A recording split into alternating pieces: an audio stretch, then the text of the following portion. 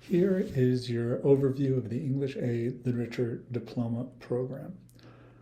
There are 4 teachers in the department: Dr. Beard, me, Mr. Lowen, Ms. Toos, and Ms. Van Niekerk.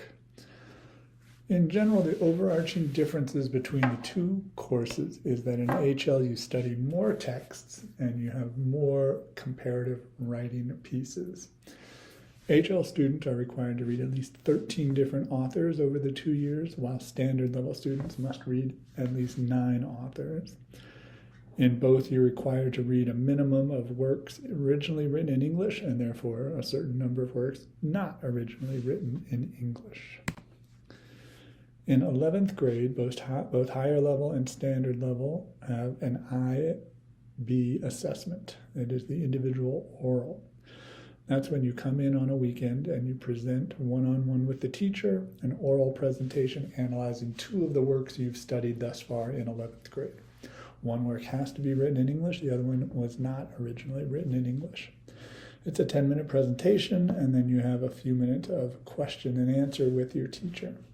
These are recorded. We send some of the recordings off to the IB for them to grade, and then they moderate our grades. So we don't really know until summer of senior year what you get on your orals. Your next IB assessments are at the end of senior year. Well, fall of senior year for the HL essay. SL people are not assessed again until the spring. So in HL, you have to write a 1,200 to 1,500 word essay on a work you studied, where you explore a line of inquiry that you've created. Then we send that off to the IB for grading. At the end of 12th grade, both students, higher level and standard level, write a paper 1, where you come into the exam, you open up your examination, and there are 2 passages there. Maybe one's a poem and one's a scene from a play, or maybe one is song lyrics and the other is a passage from a short story.